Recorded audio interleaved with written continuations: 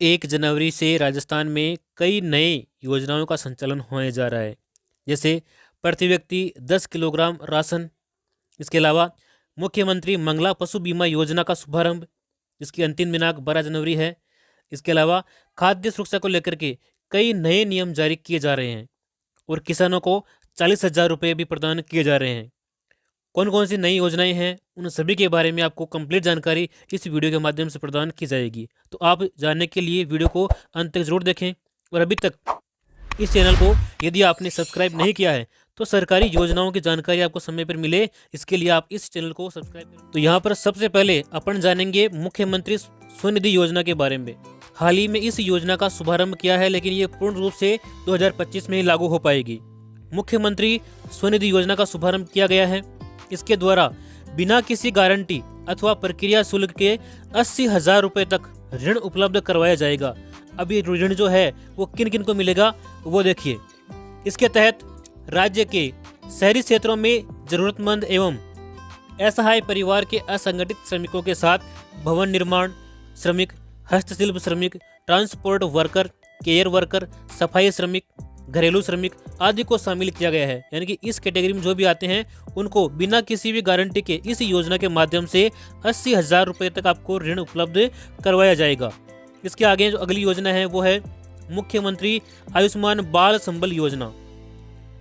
श्री शर्मा जी ने मुख्यमंत्री आयुष्मान बाल संबल योजना का शुभारंभ किया है। इस योजना में दुर्लभ बीमारी से पीड़ित 18 वर्ष तक के बच्चों को 50 लाख रुपए तक का फ्री उपचार उपलब्ध करवाया जाएगा। उनकी देखभाल के लिए 5,000 रुपये प्रति माह आर्थिक सहायता प्रदान की जाएगी। पहले चरण में जेके लोन अस्पताल और एम्स जोधपुर को इस योजना में शामिल किया गया है।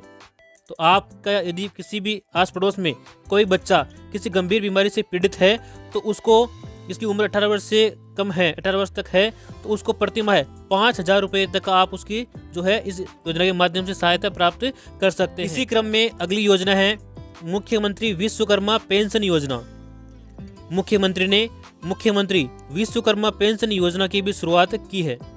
इसके तहत लाभार्थी अंशदाताओं को मुख्यमंत्री वृद्धजन सम्मान पेंशन के अतिरिक्त 60 वर्ष की आयु पूर्ण करने पर 3,000 रुपये मासिक उनको पेंशन प्रदान की जाएगी। तो ये भी सभी के लिए एक अच्छी योजना है। इसमें आवेदन करने के बाद भी आप 3,000 रुपये मासिक पेंशन प्राप्त कर सकते हैं जब आपकी आयु 60 वर्ष हो जाएगी। मंगला पशु बीमा योजना 2025। इस योजना में आवेदन करके आप अपने पशुओं के लिए 5 लाख रुपए प्रति पशु के हिसाब से प्राप्त कर सकते हैं। देखिए महत्वपूर्ण जानकारी, इस योजना की जो आवेदन तिथि है वो 13 दिसंबर 2024 से 12 जनवरी 2025 तक रखी गई है। यह पंजीकरण पूर्णतया ऑनलाइन प्रक्रिया माध्यम से ही किया जाएगा। पात्र कौन कौन है इसके अंदर? यह योजना राजस्थान के सभी जन आधार कार्ड धारक पशुपालकों के लिए उपलब्ध है और पशुपालकों को कोई शुल्क इसके लिए देना नहीं होगा। बीमा कवरेज, इस योजना के अंतर्गत कुल 21 लाख पशुओं का निःशुल्क बीमा किया जाएगा, जिसमें शामिल है 5 लाख दुधारू गायें, 5 लाख भेड़ें, 5 लाख भैंसें, 5 लाख बकरियां और 1 लाख ऊँट इसमें शामिल किए गए हैं। पंजीकरण आप अपने मोबाइल ऐप से या फिर इसकी ऑफिशियल वेबसाइट से पंजीकरण कर सकते हैं। जिनको फ्री राशन नहीं मिल रहा है उनके लिए एक बड़ी अपडेट निकल करके आ रही है। देखिए खाद्य सुरक्षा योजना के तहत अब बड़ी खुशखबरी आ चुकी है। अब सरकार 1 जनवरी 2025 से पोर्टल शुरू करेगी और नए लोगों के नाम 1 जनवरी से जोड़े जा सकेंगे। सरकार ने अब देश के गरीब और कमजोर वर्ग के लोगों को फिर से मौका दिया है। जो लोग फ्री में गेहूं प्राप्त करना चाहते हैं वह 1 जनवरी से राशन कार्ड के माध्यम से फ्री गेहूं लेने के लिए खाद्य सुरक्षा योजना में नाम जुड़वा सकते हैं। खाद्य सुरक्षा योजना के तहत देश के गरीब और कमजोर वर्ग के परिवारों को फ्री गेहूं दिया जाता है और यह फ्री गेहूं राशन कार्ड के उन सदस्यों को मिलता है जो खाद्य सुरक्षा योजना के लिए पात्र हैं और जिनका नाम लिस्ट में है, यानी कि खाद्य सुरक्षा योजना से जुड़े हुए हैं। वर्तमान में सरकार ने अब राशन कार्ड के तहत फिर से खाद्य सुरक्षा योजना में नए नाम जोड़ने के अवसर निकाले हैं और यह नए नाम 1 जनवरी 2025 से जोड़े। सरकार ने अब पहले ही घोषणा करके लोगों को नाम जोड़ने हेतु फाइल तैयार करने की सूचना दी है। अगर आप अपने परिवार के किसी भी सदस्य का फ्री गेहूं हेतु नाम जुड़वाना चाहते हैं तो उनसे संबंधित सभी दस्तावेज तैयार कर लें। फिर आप 1 जनवरी से ऑनलाइन फॉर्म सुरक्षा में नाम जोड़ने के लिए कौन कौन से आपको दस्तावेज चाहिए होंगे। देखिए, सबसे पहला दस्तावेज है राशन कार्ड और आधार कार्ड मुखिया का होना चाहिए, और आधार कार्ड में आपका मोबाइल नंबर भी लिंक होना जरूरी है। आधार कार्ड सभी सदस्यों के होने चाहिए जिनका आप नाम जुड़वाना चाहते हैं, जन आधार कार्ड होना चाहिए।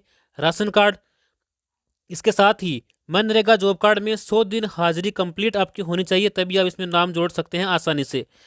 अगला दस्तावेज है श्रमिक कार्ड, जिसको हम बोलते हैं मजदूर कार्ड। उसके साथ साथ आपको ई श्रम कार्ड भी आपके पास में होना जरूरी है। जिस परिवार के राशन कार्ड सदस्य में कोई विकलांग है, उनका यूआईडी कार्ड, विकलांग कार्ड आपके पास में होना चाहिए। जिस भी सदस्य का नाम जोड़ना है उसकी बेसिक जानकारी और सभी दस्तावेज आपके पास में होने चाहिए। अगर आपके पास में ये है तो आप 1 जनवरी से राशन कार्ड के अंदर नाम जोड़ सकते हैं।